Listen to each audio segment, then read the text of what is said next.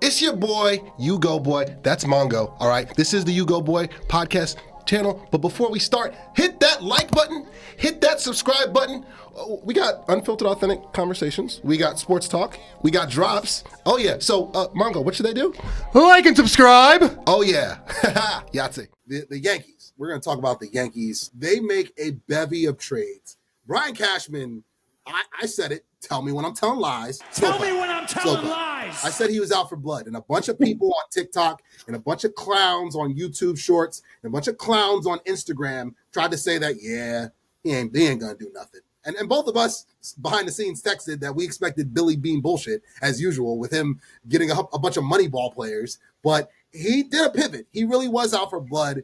The Yankees completely Jenny Jones makeover their bullpen. Because and those moves showed us they did not get a starter. They did not get a starter at pitching to add to the rotation. Those moves showed us that come postseason time, if the Yankees make it there with the way they're playing up and down, who knows? They might be in a winner-take-all wild card matchup on the last day of baseball. Who knows? But your game one starter is going to be Max Fried. Your game two starter is going to be Carlos Rodon with the accent mark over the O. And your game three starter is going to be Luis Gil. All right, that's just what it is. It's not going to be Marcus Stroman. He probably won't even be on the postseason roster. It won't be Will Warren. He might not even be on the postseason roster either, or he might be there as a break glass in case of emergency, one of the guys go down. But those three are your starters. That's your three-headed monster. And the goal is give us 5 innings and let the Justice League DC, see what I did there? Let the Justice League in the back end, in the bullpen, let them go to work and try to get these postseason games and get this pennant. Break down the moves, Mike Mongo, please. Who do you really like? Who do you love? Because this was a masterclass, in my opinion, by Brian Cashman. He definitely gets his flowers. Yeah, listen, we'll go body by body here in a minute. Real quick before we get too trashed in the comments here. I believe I saw somewhere right before we started this, Stroman is being released. I believe he's being DFA'd. DFA'd. He may very well not be on the team by the time this airs. So if you are watching this and going, Stroman's not on the playoff roster, he's not on the real roster. We just really ill-timed time for us to film. In real time? If we filmed this an hour later or an hour earlier, that would have been a more sensible comment, but just ill-timed. Hey, the other thing, I have a real problem with anyone listening or any media outlet who has done a winners and losers and does not have the Yankees as a winner. They, to me, are either a winner, if not the winner, because the only knock, you said it, the only knock that you can give them is the starting pitching. But if you go to the store and there's no bread, you can't be yelled at for not buying bread, right? Who are you mad they missed out on? Eric Fedde? Matt Manning? The Rays weren't even going to trade us Zach Littell, but is that – oh, no, we missed out on Zach Littell. Is that Bailey Falter? Is the ghost of Dustin May? Who did you want? What is not going to give us the same 5 mediocre innings Will Warren was going to give us? There was nothing out there. The Diamondbacks decided they're going to hold on to Zach Gallen to get the draft pick they'll get when they offer him, the qualifying offer. And honestly, Merrill Kelly, that was my boy. Yeah. One guy – that I could arguably be upset about. The one pitcher, because even Mike Soroka, the Cubs are getting trashed for that one. And that's like the biggest playoff factor pitcher this draft or this trade deadline. So Merrill Kelly's the one guy I could be upset about, but they went out and got a ready now, prospect and looking at what they got there, he wasn't worth the price for who we would have had to give up, given that, we didn't have the same, it seems, what they were looking for.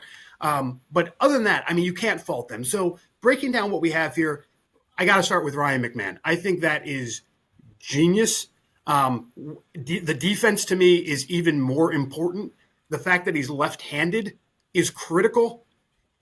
Eugenio Suarez, he goes to Seattle, and good on them for making a move, but dude batted .224, when he was in Seattle last time in a stadium that was not terribly conducive to righties, which, welcome to New York, buddy. That would not have gone well, while also committing 7 errors a game behind Cam Schlittler. So listen, I think they got the right guy.